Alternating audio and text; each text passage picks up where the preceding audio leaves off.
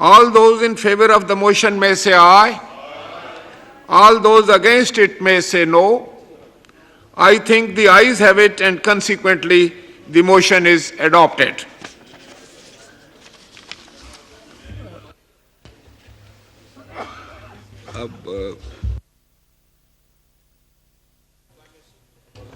The Honorable Prime Minister of Pakistan to make a statement.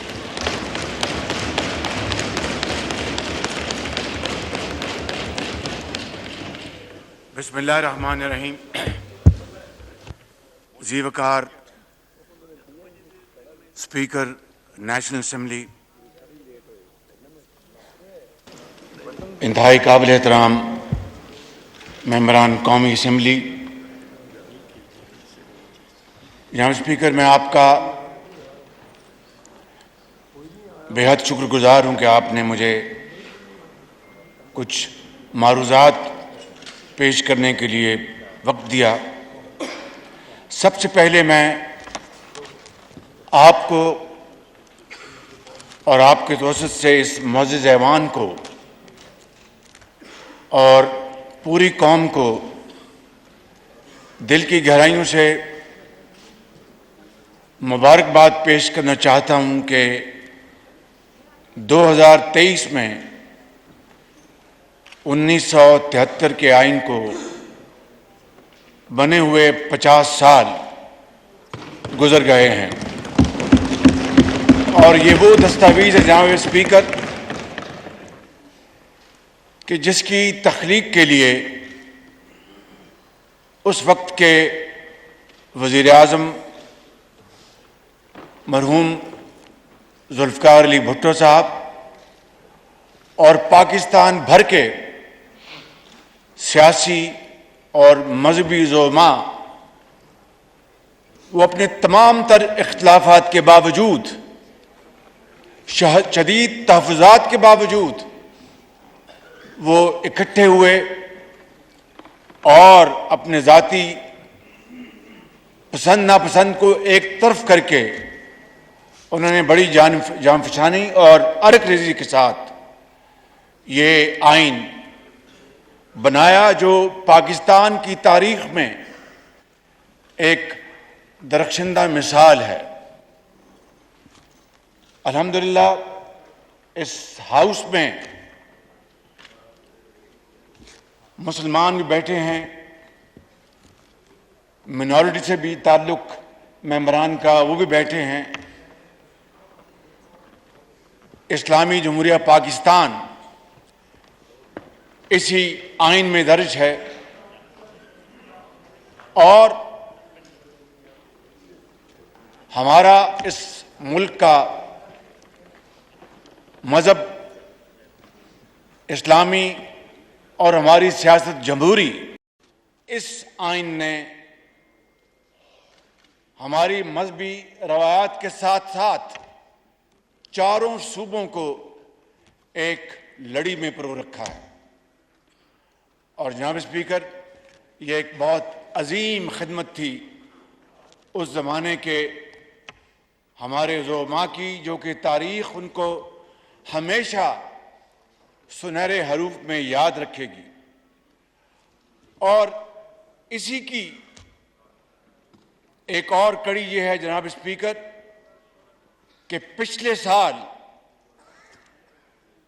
हम opposition benches में बैठे थे और मुख्तलिफुल ख्याल सियासी पार्टियों ने फैसला किया कि आइन की रूह से हम वोट ऑफ नो कॉन्फिडेंस लेके आएंगे और पाकिस्तान को मुश्किल तरीन हालात से निजात दिलाने के लिए इन तमाम जो हमारी इत्तेहादी जमातें इस हुकूमत में हैं, इन्होंने ये फैसला किया अपने ताईं, अपने दिमाग और अपने दिल से कि हमने रियासत को बचाने के लिए इन सब ने मिलकर सियासत को दांव पे लगाया ताकि पाकिस्तान की रियासत और पाकिस्तान का जो नेशनल इंटरेस्ट है उसको हम कायम और दायम रख सकें। जनाब स्पीकर, ये उसी की एक कड़ी है।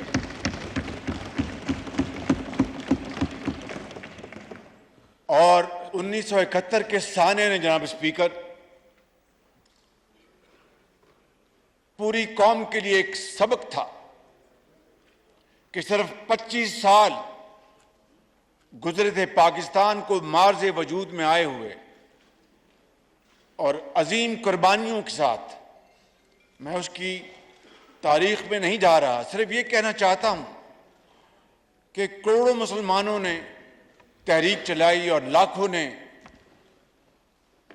शहादत का जाम नोश किया, तब ये मुल्क खुदादाद मुल्क पाकिस्तान मार्ज़े वजूद में आया। मगर सिर्फ 25 साल बाद 2 लख्त हो गया। 71 से लेकर आज तक हमने कितना सबक सीखा है, मेरा ख्याल है कि तारीख उसका फैसला करेगी। लेकिन इस आइन ने तकसीम जो पावर की है इदारों के दरमियान, उसको वाज़ेह कर दिया कि मुकन्ना की ये इख्तियारात होंगे, अदलिया के ये इख्तियारात होंगे और इंतज़ामिया के ये इख्तियारात होंगे, और एक रेड लाइन लगा दी कि इसको कोई अबूर नहीं कर सकेगा। मगर बाद में तारीख के क्या क्या वाक़यात हुए वो हम सब के सामने हैं। मगर मैं आज जनाब स्पीकर आपके पास और इस मुअज़्ज़ज़ ऐवान के सामने ये मुकदमा लेकर हाजिर हुआ हूं कि आज इस आइन को, इसका संगीन मजाक उड़ाया जा रहा है। आज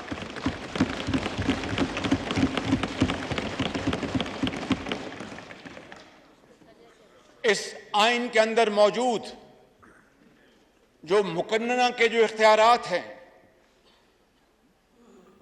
जो अदलिया के इख्तियारात हैं, उसकी जनाब स्पीकर धज्जियां बिखेरी जा रही हैं। एक लाडला किसी अदालत के सामने पेश नहीं होता, चाहे कितने भी उसके हाजिर होने के नोटिस मिलते हैं, उसको आनन फानन रात के अंधेरे में जनाब स्पीकर उनको मुख्तलिफ अदालतों से एक्सटेंशन मिलती हैं। वो अदलिया का मजाक उड़ाता है। एक सिटिंग खातून जज के बारे में चंद माह पहले उसने क्या कहा, वो अल्फाज जुबान पर नहीं आ सकते, लेकिन किसी ने उसका नोटिस नहीं लिया जनाब स्पीकर। और हकायक पर मबनी जनाब स्पीकर जो मुकदमात बने हैं, पूरी कौम ने देखा, पूरी दुनिया ने देखा। अब मुझे बताएं कि जब हम ऑपोजिशन में थे तो किस तरीके के साथ ऑपोजिशन के ज़ोमा, उनके खानदान के लोगों को उनकी विच हंटिंग की गई, और किस तरह बददियानती से उनके खिलाफ झूठे मुकदमात बनाए गए और उनको जेलों में भिजवाया गया। किसी ने नोटिस नहीं लिया कि एक इस कौम की बेटी को अगर चांद रात गिरफ्तार किया जाता है, किसी ने नोटिस नहीं लिया। एक कौम की बेटी अपने बाप को जेल में मिलने आती है, वहीं गिरफ्तार किया जाता है, किसी ने नोटिस नहीं लिया। और आज जनाब स्पीकर एक लाडला वो टांग पे टांग रखकर वो तहकमाना अंदाज में तकब्बर के साथ वो बात करता है, और कानून और आइन को उसने रद्दी की टोकरी में डाल दिया है, किसी ने नोटिस नहीं लिया जनाब स्पीकर। ये हैं वो हालात आज जिसने पाकिस्तान को आज इस नहज पर पहुंचा दिया है। और ये वही लाडला है जिसने जनाब स्पीकर इसी पार्लियामेंट पर धावा बोला था। ये वही लाडला है जनाब स्पीकर जिसने और इसके हवारियों ने सुप्रीम कोर्ट के बाहर गंदे कपड़े वहां पर लटकाए थे। ये वही लाडला है जिसके हवारियों ने कब्रें खोदी थी। ये वही लाडला है जिसने ऐवान को और पार्लियामेंट को गालियां दी थी, मगर उसके बावजूद भी उस तनख्वाह जेब में डालता रहा कि ये उसकी पुरानी आदत है, इससे वो बात नहीं आ सकता। जनाब स्पीकर, मैं कहना ये चाहता हूं कि आज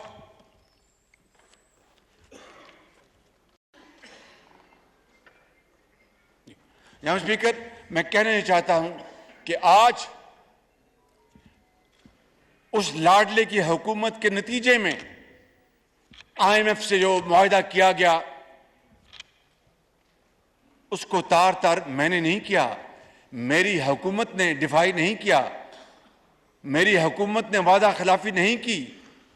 उस इमरान नियाजी ने मुआहदा किया और IMF के मुआहदे की सरीहन खिलाफ वर्जी की और पाकिस्तान को जनाब स्पीकर डिफॉल्ट की नहज पर पहुंचा दिया। बड़ी मुश्किल से इस मखलूद हुकूमत ने शबाना रोज कोशिश करके पाकिस्तान को डिफॉल्ट से बचाया और आज भी हम IMF के साथ पूरी तरह एंगेज्ड हैं, लेकिन जो वादों की खिलाफ वर्जियां हुई और जिस तरह हमने पाकिस्तान के वकार को मजरू किया, आज IMF हमसे कदम कदम पर हमसे गारंटीज लेना चाहता है जिसकी दी जा रही हैं। मैं यहाँ पर वज़ीर ख़जाना को मैं शाबाश देना चाहता हूँ जनाब स्पीकर कि इन्होंने बड़ी मेहनत से IMF के साथ अपनी भरपूर काविशों को बरूएकार लाकर तमाम शराइत मुकम्मल कर दी हैं। अब हमें ये कहा जा रहा है कि दोस्त ममालिक से जो कमिटमेंट्स हैं उनको पूरा किया जाए। इंशाअल्लाह हम उसको पूरी तरह करेंगे, लेकिन जनाब स्पीकर, मैं कहना ये चाहता हूं कि इसके नतीजे में 4 साला दौर में आप जानते हैं, आपसे बेहतर कौन इस बात को जानेगा कि इमरान नियाजी के 4 साला दौर में पाकिस्तान के जो कर्जा जात हैं वो 70% बढ़ गए 4 साला दौर में, और एक नई ईंट नहीं लगाई। हाँ, ईंटें उखाड़ी और मंसूबों को बर्बाद किया। और जनाब स्पीकर, आप जानते हैं कि 2 करोड़ नौकरियों का वादा किया था, 50 लाख घरों का वादा किया था, मगर महंगाई, इफलास और करप्शन के अंबार लगा दिए। आज मैं जब जाता हूं जनाब स्पीकर मुख्तलिफ जगहों पर, जिस तरह के पंजाब हुकूमत और KP ने फ्री आटा का प्रोग्राम बनाया है, सिंध हुकूमत ने अपने वसाइल के साथ बेनज़ीर इनकम प्रोग्राम के ज़रिए जो हकदार हैं उनको कैश ट्रांसफ़र करने का प्रोग्राम बनाया है। इसी तरीके से बलूचिस्तान ने भी एक प्रोग्राम बनाया है। लेकिन जहाँ पर मैं जा रहा हूँ जनाब स्पीकर, मैं आपको बिला खौफ तरदीद कह सकता हूँ कि वहाँ पर आज मैं सफ़ेद पोश लोग भी देखता हूँ, और ये हाउस अच्छी तरह जानता है, ये पूरी कौम इस बात को अच्छी तरह जानती है कि सफ़ेद पोश वो होता है, वो तंग दस्त होता है, लेकिन किसी के आगे हाथ नहीं फैलाता। आज वो अगर अपनी डिग्निटी को कॉम्प्रोमाइज करके वो लाइनों में लगा है तो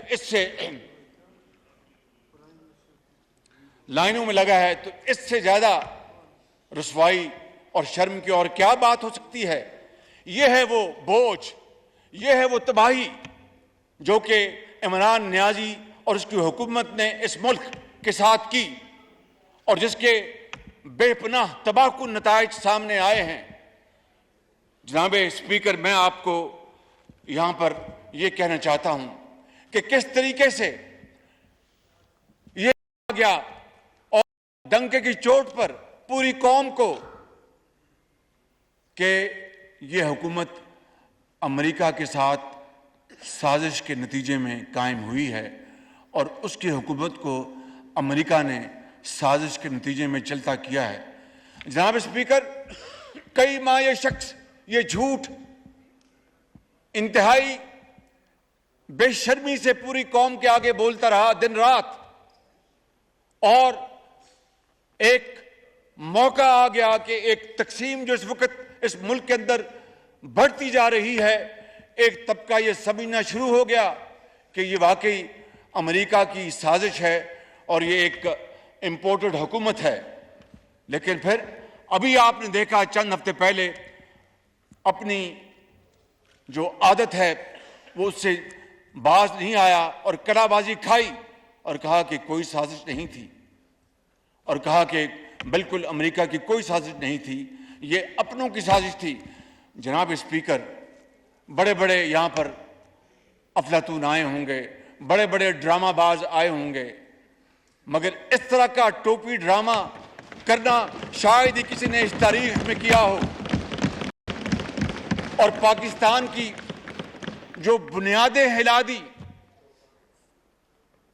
मैं हमारी हुकूमत के वजीर खारजा बिलावल भुट्टो और दर्जा बदर्जा सब आज तक 11 माह गुजर गए हैं, हम दोस्त ममालिक को राजी करने पर लगे हुए हैं, अमेरिका से बेहतर ताल्लुकात बनाने पर दिन रात हम कोशिश कर रहे हैं।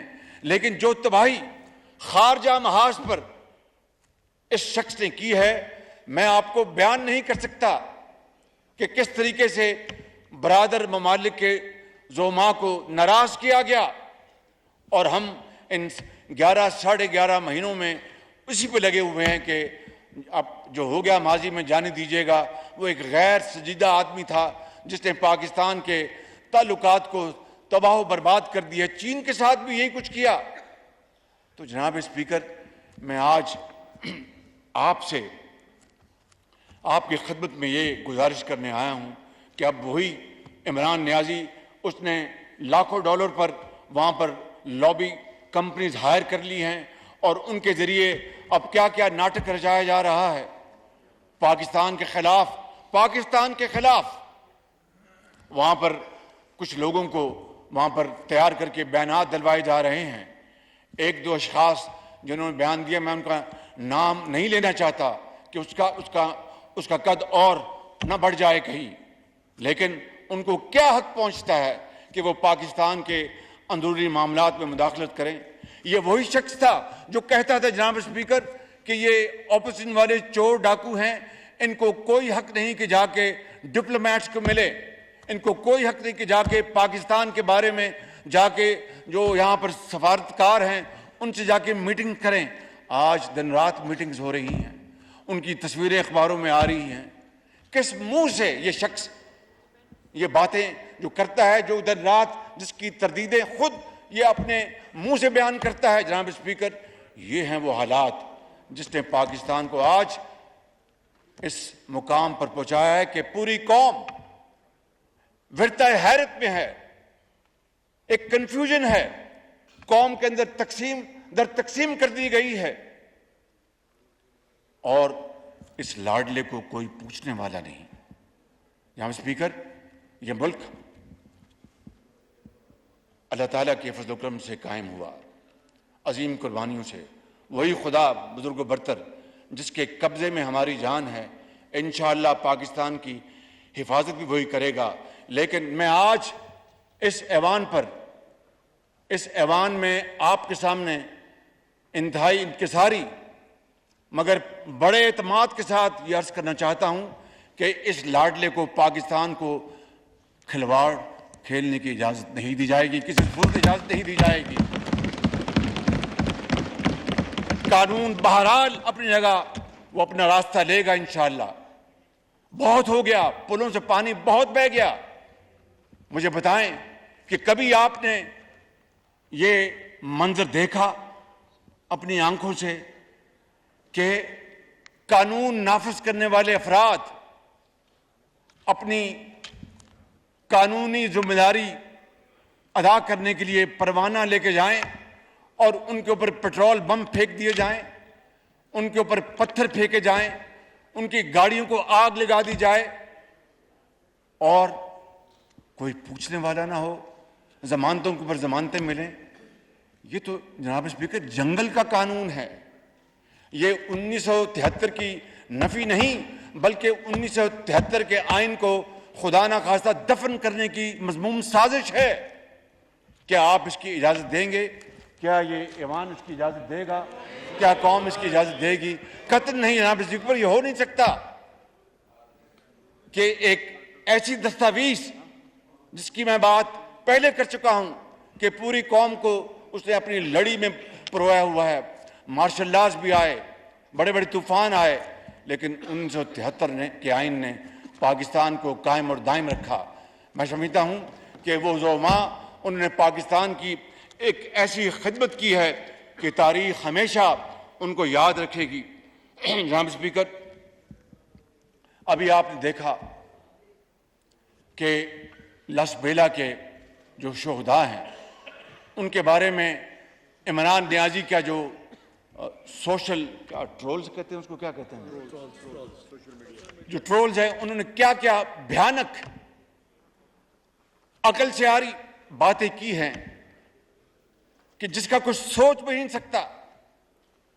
दुश्मन को और क्या चाहिए, हिंदुस्तान को और क्या चाहिए कि खुद पाकिस्तान के अंदर हमारे जवान और अफसरों जो पाकिस्तान के लिए अपने खून का नजराना पेश करते हैं, उनके बारे में ऐसी भयानक बातें की जाएं कि कभी किसी ने सोचा तक नहीं था। और अभी आपने देखा कि हमारा अभी एक अफसर ब्रिगेडियर लेवल का वो शहीद हुआ अपनी जिम्मेदारी अदा करते हुए, in the line of duty उसने शहादत का जाम नोश किया। और इस तरह जनाब स्पीकर एक नहीं हजारों कुर्बानियां हालिया दिहाइयों में दी गई हैं। 80,000 पाकिस्तानियों ने, जिनमें आम आदमी भी शामिल है, अफवाज पाकिस्तान के, पुलिस के, चारों सूबों के सियासतदान, डॉक्टर्स, इंजीनियर्स, माओं की गोदे उजड़ गई, उन्होंने कुर्बानियां दी और पाकिस्तान को दहशतगर्दी से बचाया। आज ये नियाजी दहशतगर्दों को अपनी शील्ड बना रहा है। और ये बात मैं जनाब स्पीकर ऐसे हवा में नहीं कर रहा, आप वीडियोस मंगवा के देख लें, आप वो तस्वीरें देख लें जो इसके घर में, वहां पर दहशतगर्द वो दनाते फिरते हैं और कोई पूछने वाला नहीं। जमानतों के ऊपर जमानतें दी जा रही हैं। जनाब स्पीकर, ये देखती आंख ने और सुनते हुए कानों ने ऐसा दिलखराश मंजर 75 साल में पहले कभी नहीं देखा। जनाब स्पीकर, इसलिए मैं आज बतौर पहले एक पाकिस्तानी, बतौर एक पार्लियामेंटेरियन और बतौर इस हुकूमत के मुंतखब सरबराह के तौर पर मैं आपसे ये गुजारिश कर रहा हूं कि इस हाउस को, इस ऐवान को इन मामलात का फिलफौर नोटिस लेना होगा। मुझे आप बताएं जनाब स्पीकर, अभी चंद माह पहले 26 नवंबर को पाकिस्तान के नए सिपह सलार का चुनाव हुआ, 29 नवंबर को, और साथ ही chairman joint chief of staff का चुनाव हुआ। जनाब स्पीकर, मैं बिला खौफ तरदीद मैं आपके सामने ये बात करना चाहता हूं, उस खुदाए बुजुर्ग बरतर को गवाह बनाकर, कि मैंने अपने साथियों के साथ पूरी मुशावरत में, काबीना से हटकर पूरी मुशावरत के साथ, हालांकि मुझे ये बात करनी नहीं चाहिए, लेकिन there is no harm if I mention it for your kind consideration, कि वो इख्तियार प्राइम मिनिस्टर का है, लेकिन मैं समझता हूं कि प्राइम मिनिस्टर का इख्तियार जो है वो काबीना का इख्तियार है। जिस तरह आज हर हफ्ते हम काबीना में हर मामला लेके जाते हैं, बाकी इदारों को भी काबीना में जाकर फैसले करने चाहिए। अगर मुझे कोई भी फैसला करना पड़ता है जनाब स्पीकर, तो मैं ऑनरेबल मेंबर्स के साथ बैठता हूं, मुशावरत करके जो वो फैसला करते हैं उसको काबीना का फैसला कहा जाता है। गो के वजीर आजम ने फैसला किया, मगर असल में वो फैसला काबीना का होता है। तो जो हमें अगर ये काम हम कर रहे हैं तो बाकी क्यों नहीं कर सकते? वहां पर मेरी बात सबको समझ में आ रही है।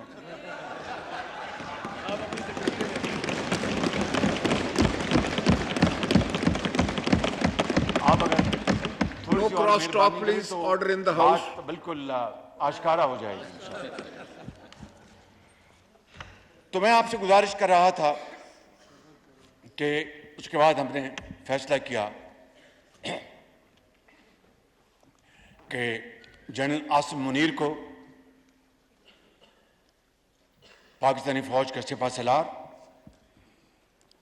और जनरल साहिर को chairman joint chief of staff बनाया जाए। जनाब स्पीकर, मैं आपको ये कह सकता हूं कि ये दोनों फैसले 100% मेरिट पर थे। सबसे सीनियर मोस्ट आसिम मुनीर हैं और उसके बाद जनरल साहिर, टोटल मेरिट पे।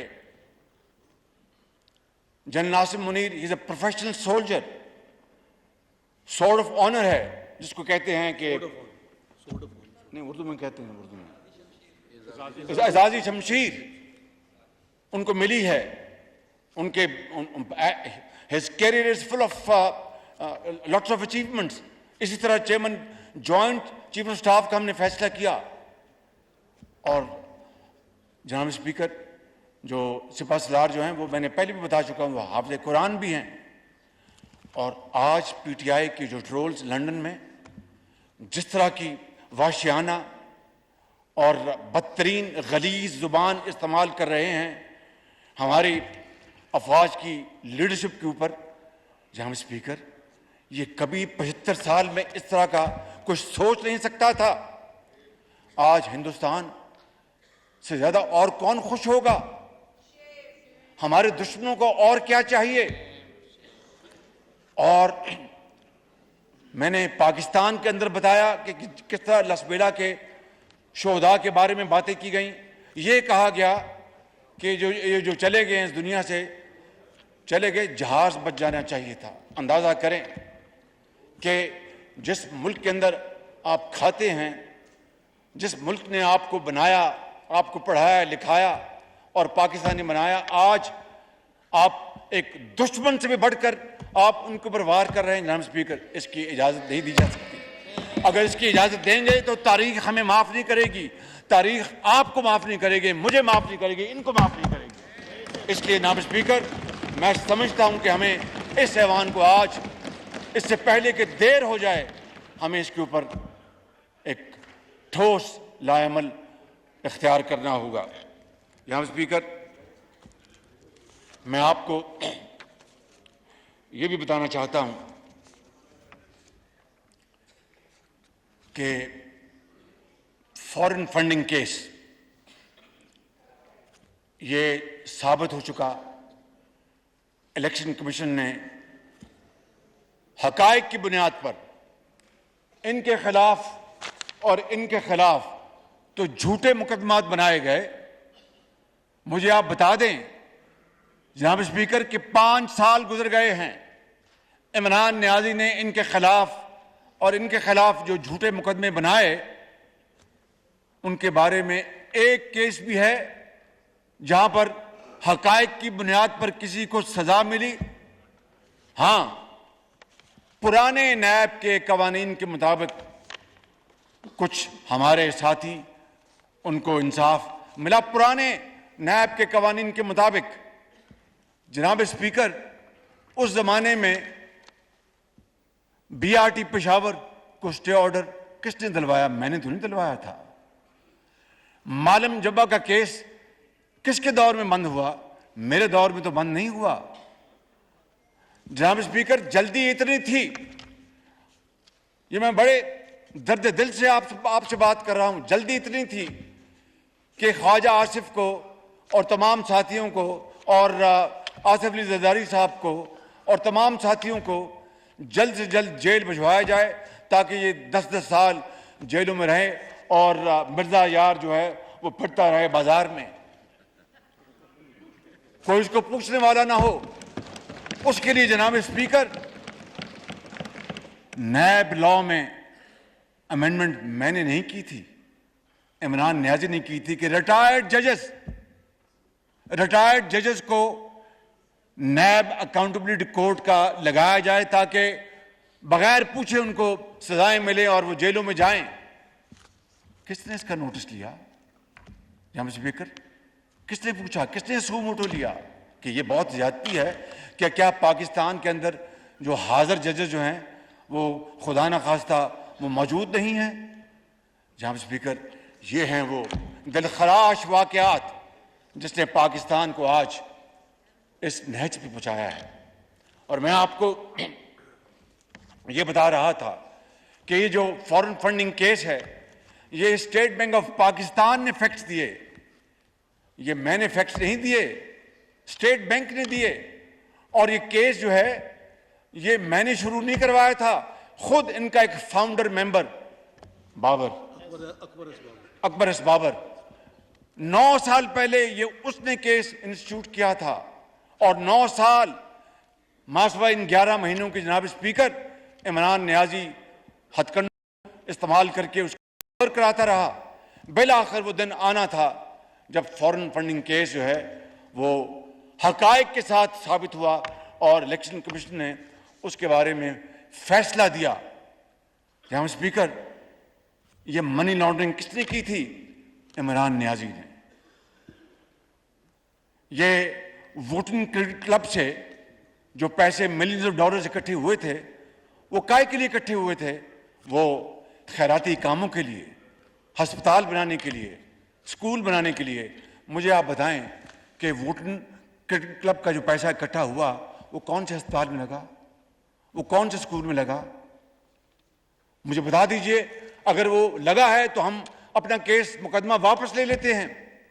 जनाब स्पीकर, वो पैसा इट वॉज ऑल लॉन्डर्ड, मुख्तलिफ नामों से आया और इमरान खान और उसके हवारियों की जेबों में चला गया।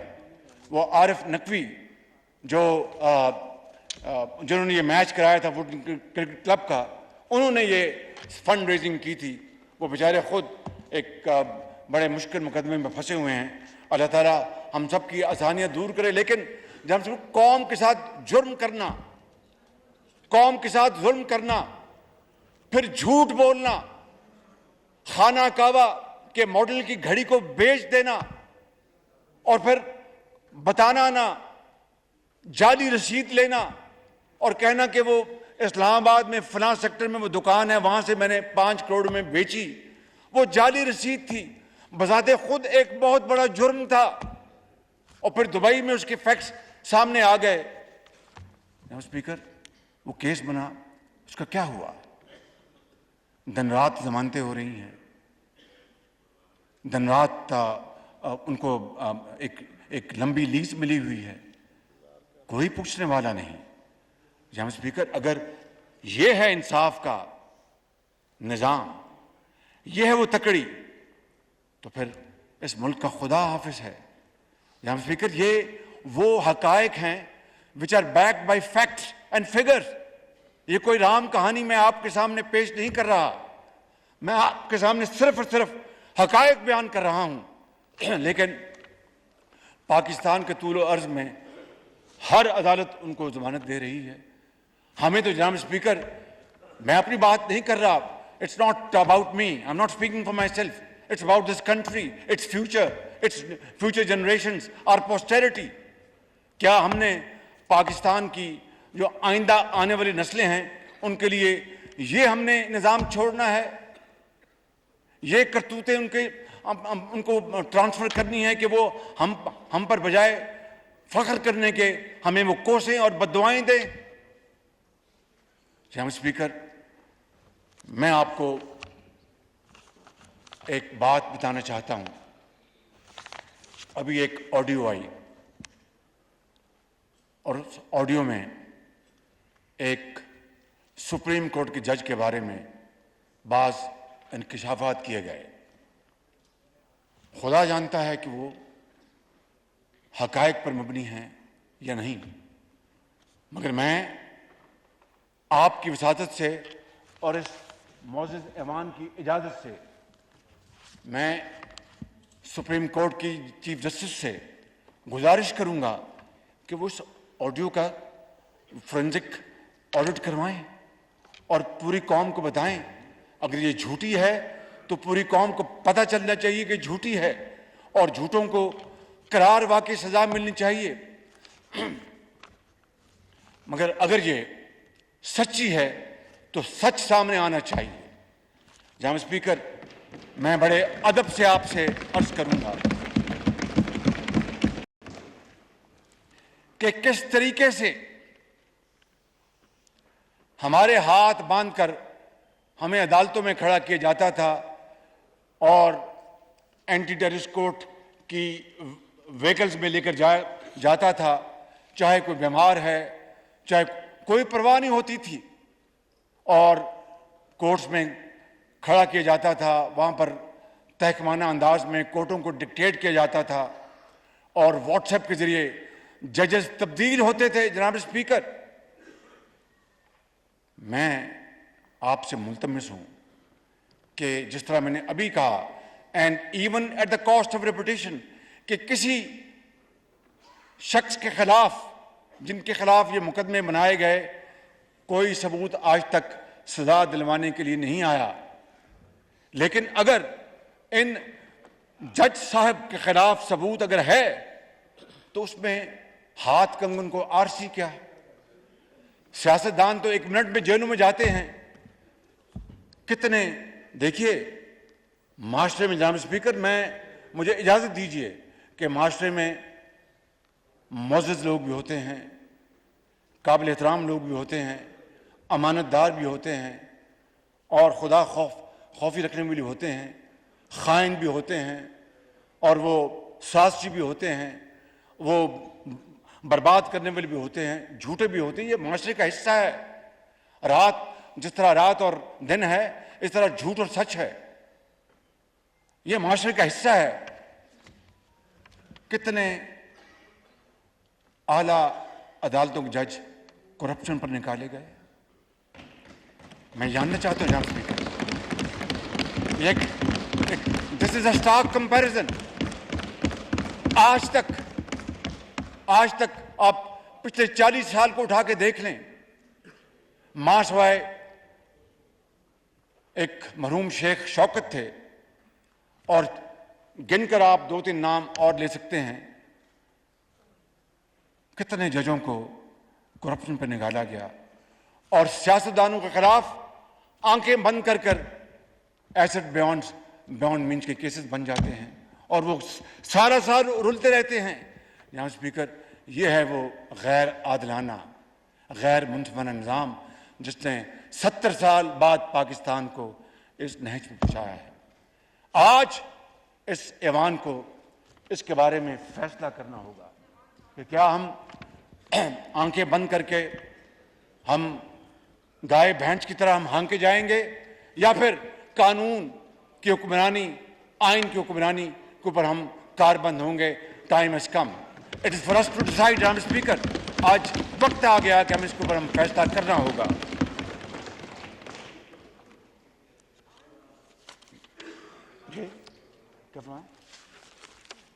जनाब स्पीकर, मैं अर्ज कर चुका हूं कि किस तरह लॉ इन्फोर्सिंग एजेंसीज के ऊपर हमले किए गए। अगर खुदा ना खास्ता, अल्लाह ना करे, बुरे वक्तों में ऑपोजिशन का कोई एक बड़े से बड़ा लीडर भी खुदा ना खास्ता ये बात करता तो आज उनको काले पानी पहुंचा दिया गया होता। मैं आपको बिल्कुल सद के दिल से बात कर रहा हूं। इसमें कोई लगी लपटी नहीं है कि वो काले पानी उसको पहुंचा दिया गया होता या जिंदा दीवार से चुन दिया गया होता। आज इस लाडले को सबने देखा कि वो टेररिस्ट आए, उन्होंने सारा काम किया, कोई किसी के ऊपर जून तक नहीं रेंगी। जनाब स्पीकर, ये हैं वो इंतहाई परेशान कुन हालात जिसमें आज हमारे कौम की कश्ती जो है वो हचकोले खा रही है। और अगर इसको किनारे लगाना है तो सिर्फ और सिर्फ आइन और कानून की हुक्मरानी अदल और इंसाफ का मुझे बात करने दीजिए। No cross talk, no cross talk, please, no cross talk. No cross talk. जारी रखें प्राइम मिनिस्टर साहब। House please. जनाब स्पीकर, बेबी मुझे बात करने दीजिए ना, मैं बात कर रहा हूं। जनाब स्पीकर, आपने वो देखा। प्राइम मिनिस्टर आप जारी रखें प्लीज। Thank you. आपने देखा कि किस तरह इमरान नियाजी 2021 में दहशतगर्दों को वापस लेके आया, उनको ऑफर्स दी कि यहां पर आएं, यहां पर रहें। और वो कौन लोग थे जनाब स्पीकर जिन्होंने दहशतगर्दों को दोबारा स्पॉन्सर किया और सवात और दूसरे ऐसे इलाकों में उनको दोबारा बसाया, और किस तरह उसके बाद दोबारा दहशतगर्दी ने सर उठाया, और किस तरह पाकिस्तान के बेगुनाह मजलूम भाई बहन माएं, पुलिस और फौज के अफसरों और जवानों ने दोबारा जामे शहादत नोश किया। कौन लेके आया था उनको, क्या मकासद थे? जनाब स्पीकर, इसकी तहकीक होनी चाहिए। और मैं गवाह हूं, आप भी गवाह हैं कि जब इसी हॉल में जब पार्लिमानी सिक्योरिटी कमेटी की मीटिंग हुई थी, तो बाज मेरे ऑनरेबल मेंबर्स ने डंके की चोट पर कहा था कि ये ना करें, दहशतगर्द होता है, देयर इज नो गुड और बैड दहशतगर्द, ये सब गंदे दहशतगर्द हैं, सब ये ना करें।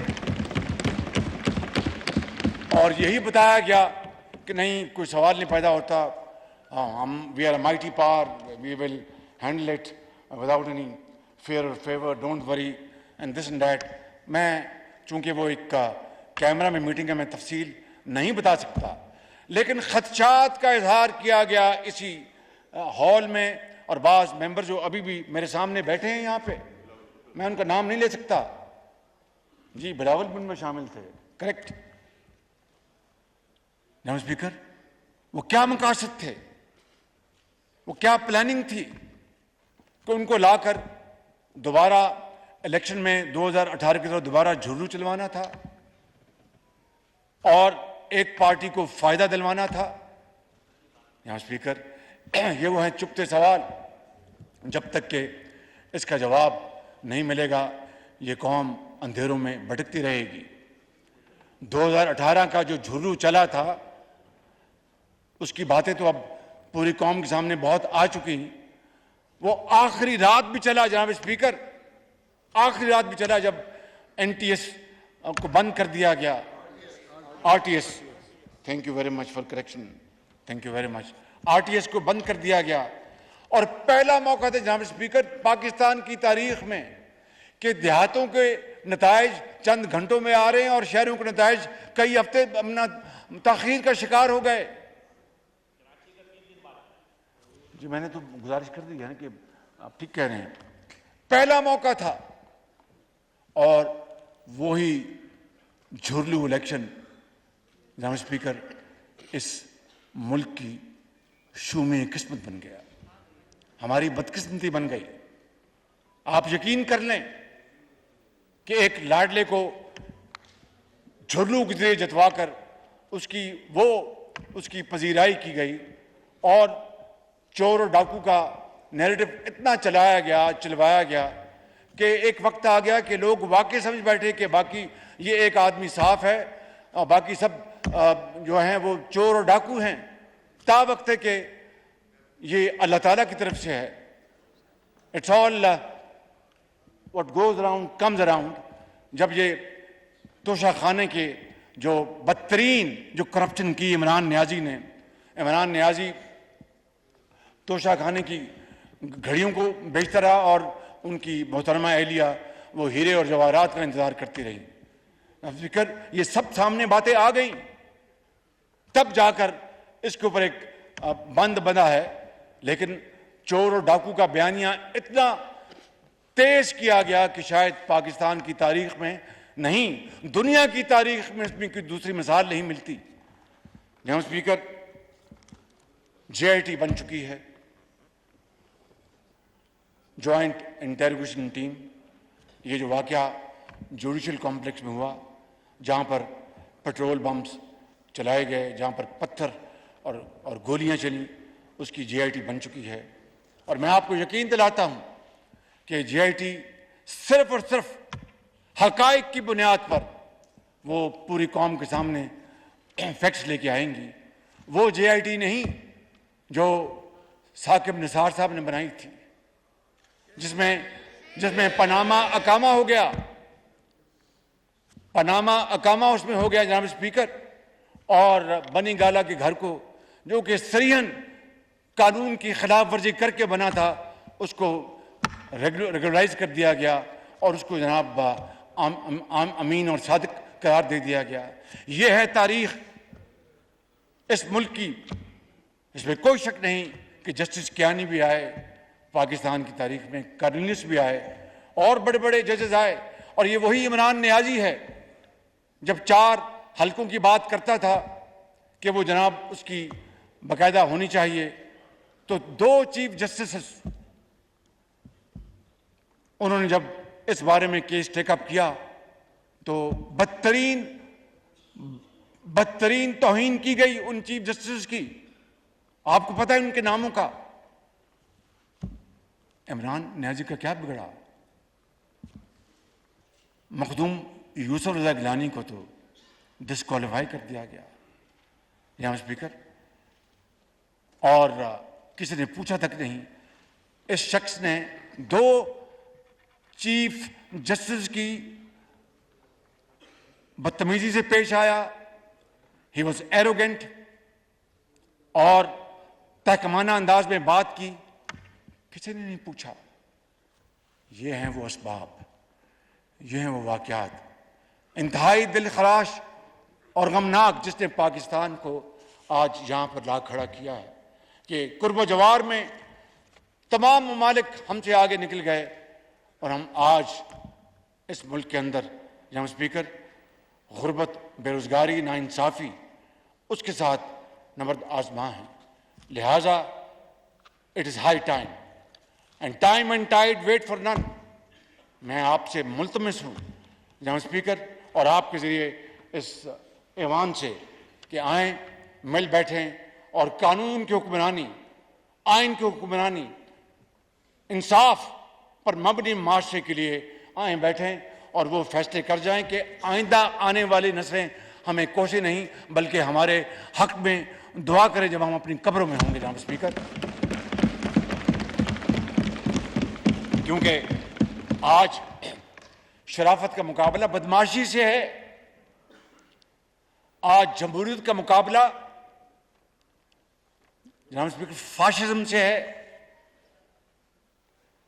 और आज मैं आपको गुजारिश करना चाहता हूं कि अगर इसी तरह मामलात रहे तो फिर वो दिन दूर नहीं, खाक मतन कि हमारा मुस्तकबिल जो है वो तारीख हो जाएगा।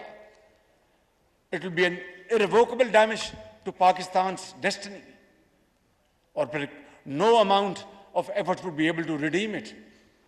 लिहाजा जो ये वक्त है इसको गनीमत जानेंगे और इसके लिए हमें अपनी इज्तिमाई दानिश से और इज्तिमाई हिकमत अमली से हमें फैसला करना होगा। जनाब स्पीकर, हकीकत यह है, मैं आपको इंतहाई दर्द दिल से कह रहा हूं कि जो जत्थों के साथ अदलिया को ब्लैकमेल करता है और जो आइन को नहीं मानता, कानून को नहीं मानता, अदालत के आगे सरेंडर नहीं करता, उसकी आज बदकिस्मती से उसकी पजीराई है। मुझे बताएं जनाब स्पीकर कि इस मुल्क में तूल अर्ज में, मैदान की वादियों में, पहाड़ों में, मैदानों में कितने लाख कैदी हैं जिनमें हजारों ऐसे होंगे जिनके खिलाफ गलत मुकदमे बनाए गए होंगे, जिनके खिलाफ अपना वहाँ की इंतज़ामिया या पुलिस या आपस की जो राइवलरी है उसकी वजह से गलत FIR दर्ज की गई होंगी, और वो आसमानों की तरफ दिन रात वो रो के दुआएं करते हैं कि हमें गलत मुकदमों में डाला गया है। कितनों की बेल हुई जनाब स्पीकर, कितनों की जमानत हुई है? आज एक शख्स रात की 11 बजे अदालत खुलती है, जमानत होती है, सुबह अदालत खुलती है, जमानत होती है, दोपहर अदालत खुलती है, जमानत होती है। जनाब स्पीकर, ये वो तराजू है जिसका झुकाव सिर्फ एक साइड पर चला गया है। ये ज्यादा देर ये सूरत हाल, ये इम्बैलेंस ये नहीं रह सकता। जनाब स्पीकर, इसकी करेक्शन इंतहाई जरूरी है और फौरी होनी चाहिए। मैं अर्ज करूंगा जनाब स्पीकर कि आज हमें इलेक्शन कमीशन ने 30 अप्रैल का फैसला दिया और कहा कि जो हुकूमत पाकिस्तान ने जो ये कहा है कि KP में दहशतगर्दी का बहुत ख़तरा है और ये दोबारा सर उठा रही है, उसके लिए सिक्योरिटी एजेंसीज इसके ऊपर मामूर हैं। लिहाजा ये सिक्योरिटी मुहैया नहीं की जा सकती फिल वक्त, जो एक बड़ा जायज़ मुतालबा है। जनाब स्पीकर, कौन इलेक्शन से, वो कौन सी पॉलिटिकल पार्टी है जो इलेक्शन से भागेगी? वो सियासी पार्टी है नहीं जो इलेक्शन से भाग जाए। हमने तो इन सब ने उस ज़माने में इलेक्शंस फेस किए जब जनूबी पंजाब में पकड़ पकड़ के लोगों को धक्के देकर और उनको PTI के दुपट्टे पहनाकर उनको वहाँ पर भिजवाया जा रहा था। हम तो उस वक्त भी इलेक्शन से पीछे नहीं हटे थे जनाब स्पीकर, क्योंकि ये इलेक्शन जो होता है ये हुस्न है जमहूरियत का। लेकिन अगर आज मुल्क के अंदर बाकायदा एक जेन्युइन एक थ्रेट दोबारा आ गया है, जिसके बारे में मैंने अभी बात की आपसे जनाब स्पीकर, और इसके साथ सूबा सिंध के जेन्युइन इतराजात हैं सेंसस के ऊपर, MQM के जेन्युइन इतराजात हैं सेंसस के ऊपर। बलूचिस्तान, आज मुझे फाटा का मुझे एक डेलीगेशन मिला और उन्होंने मुझे कहा कि शहबाज शरीफ, अपना अगर सेंसस सही नहीं होंगे तो हमारे जो जायज़ ज़रूरियात वो कहाँ से पूरी होंगी? तो ये वो हालात थे जिनकी बिना पर जनाब स्पीकर ये फैसला किया गया कि हम इलेक्शन कमीशन को ये जो फैक्ट्स भिजवा दें। फैसला करना उनका काम है और ये फैसला मैंने नहीं किया, ये काबीना ने किया है। तो जो हमें ये दर्ज देते हैं कि जनाब काबीना से फैसले करवाएं, खुद भी आप अपनी काबीना से फैसले करवाएं।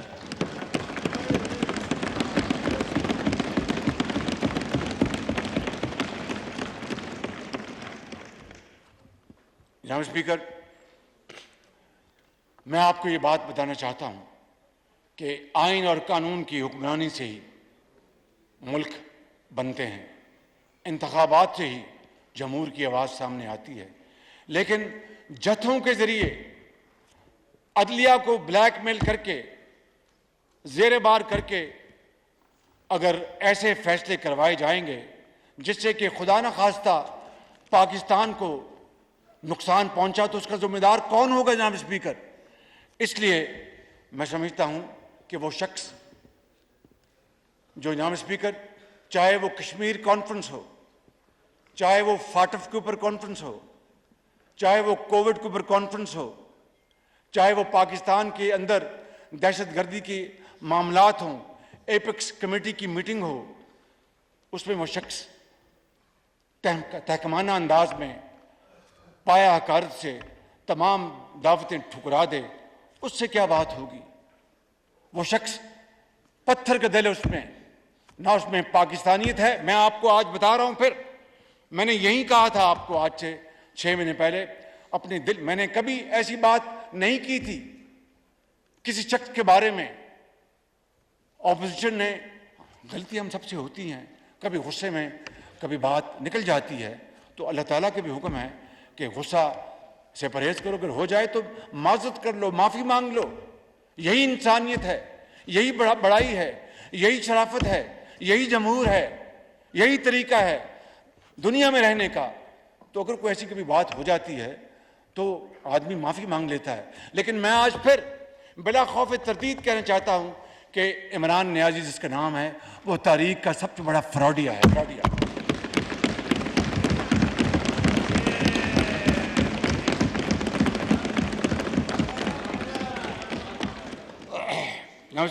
तशरीफ रखें प्लीज। नहीं जनाब, आप जारी रखें प्राइम मिनिस्टर। जनाब स्पीकर, अगर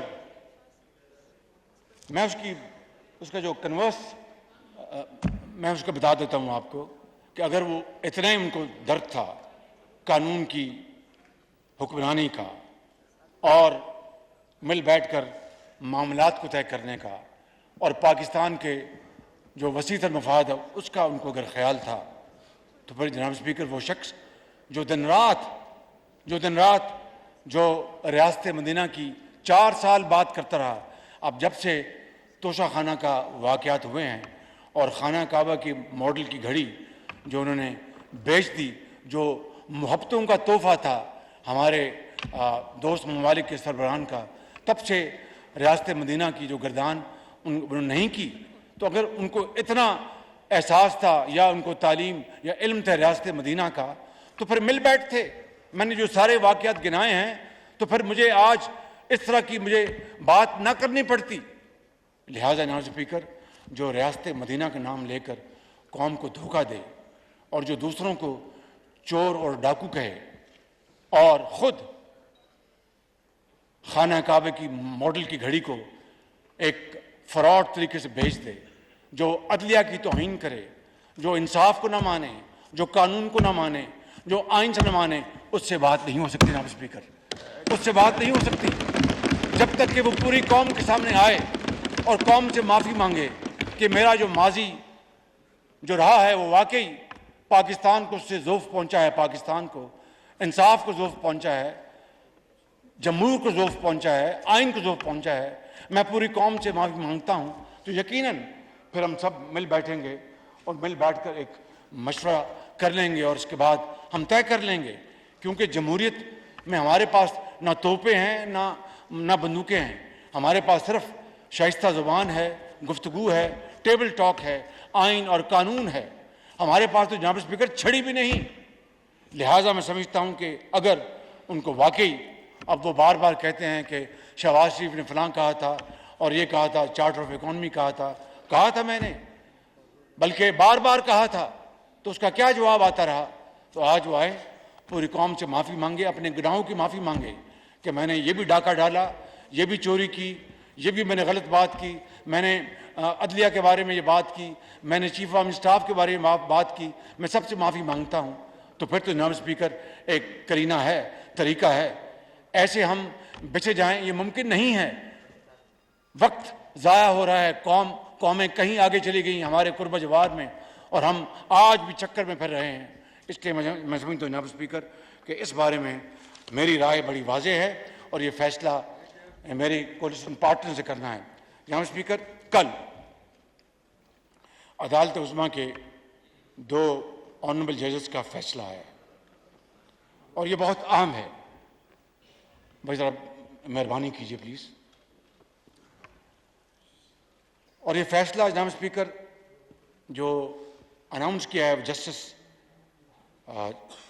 मंसूर अली शाह साहब ने और जस्टिस जमाल खान मद्दोखेल साहब ने, उन्होंने ये कहा है कि जो जनाब स्पीकर जो फैसला जो इस मामले में जो लिया गया वो 4-3 से है, यानी 4 जजेस ने हक में फैसला दिया है, 3 जजेस ने खिलाफ दिया। ये 3-2 नहीं है या 5-2 नहीं है। अब जनाब स्पीकर इसके बाद और फिर उन्होंने जो अपने फैसलों में जो और सवालात उठाए हैं।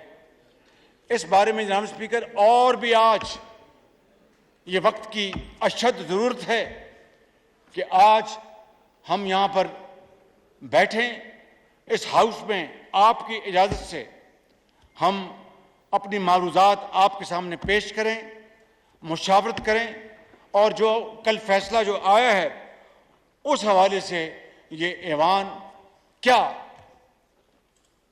कानून साजी कर सकता है। आफ्टर ऑल ये पार्लियामेंट है, पार्लियामेंट को इख्तियार है कि वो तमाम उन मामलात के ऊपर फैसला साजी करे जो कि पाकिस्तान के बेहतरीन मफाद में है। अब इन ऑनरेबल जजेस के कल के फैसले के बाद जो उन्होंने बड़ी तफसील से बयान किया है, मैं समझता हूँ कि अदलिया से के अंदर से उठने वाली ये जो आवाज़ें हैं, गुफ्तगू है, उसके नतीजे में जनाब स्पीकर ये एक उम्मीद की नई किरण है। इट्स रे ऑफ होप जनाब स्पीकर। और जब अदल नजर आएगा तो इस मुल्क में तमाम बादल जो हैं खतरों के वो छट जाएंगे जनाब स्पीकर, और तराजू का तवाज़न ही इस वक्त जो जंगल का कानून है उसको बदलेगा। इसलिए जनाब स्पीकर मैं समझता हूं कि अगर जजों के नाम गली महलों के बच्चों के आज जो जुबान पर हैं, इसको अगर हमने ख़त्म करना और ख़त्म होना चाहिए तो इंसाफ का बोलबाला होना चाहिए। उसके लिए जनाब स्पीकर कानून, आइन हमें, मेरे मोअज़्ज़ज़ मेंबर्स को इस बात की इजाज़त देता है कि हम कानून साजी करें। और कल के फैसले के बाद तो अगर हमने कानून साजी नहीं की तो मुर्ख हमें माफ़ नहीं करेगा, आने वाली नस्लें में माफ़ नहीं करेंगी। इसलिए जनाब स्पीकर आज हमें ये दो टोक फैसला करना है कि हमने करोड़ों आवाम को रिलीफ दिलाना है या एक लाडले को रिलीफ मिलना चाहिए। आज ये फैसला करना है कि हमने आइन और कानून पर अमल करना है कि या फिर हमने इस मुल्क के अंदर जंगल के कानून को चलते रहने देना है।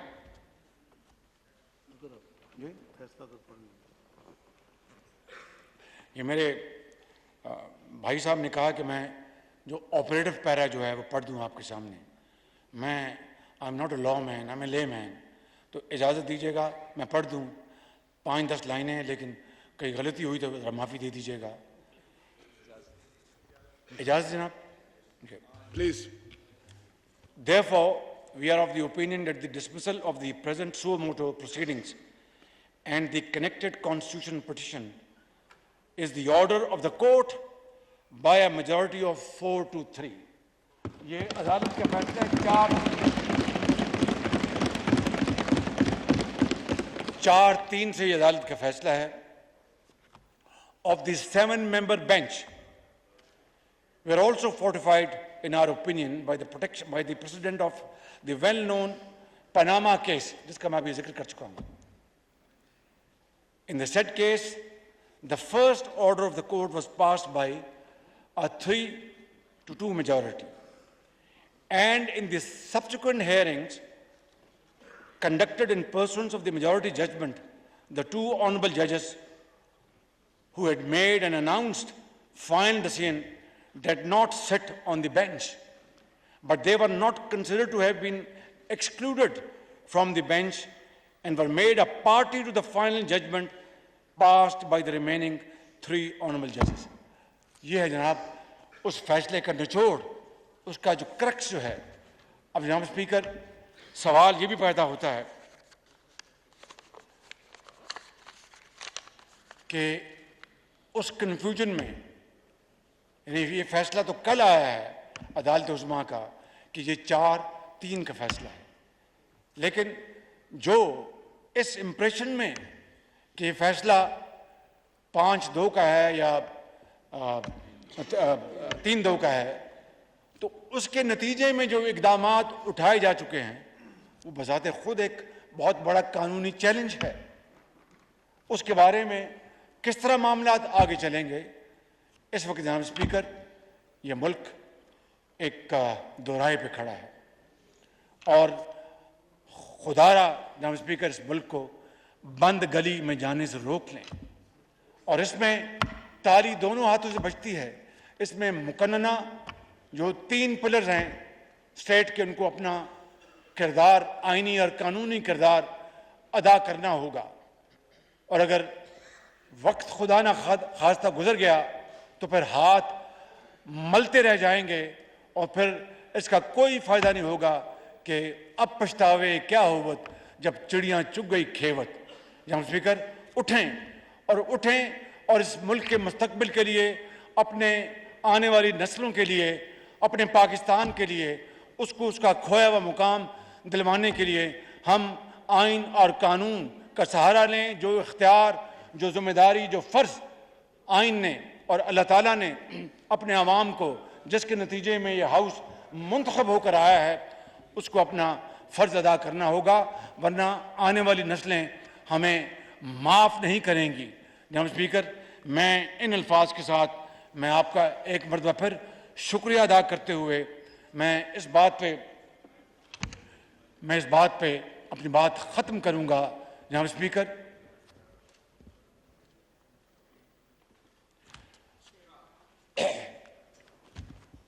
और इस हाउस के एक एक मेंबर के खिदमत में बड़े अदब से, तड़प से आपकी खिदमत में कि जब अपना काफिला अज़्म यकीन से निकलेगा, जब अपना काफिला अज़्म यकीन से निकलेगा, जहां से चाहेंगे रास्ता वहीं से निकलेगा।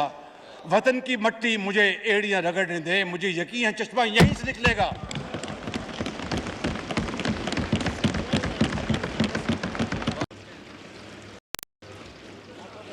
जैसा कि लीडर ऑफ हाउस ने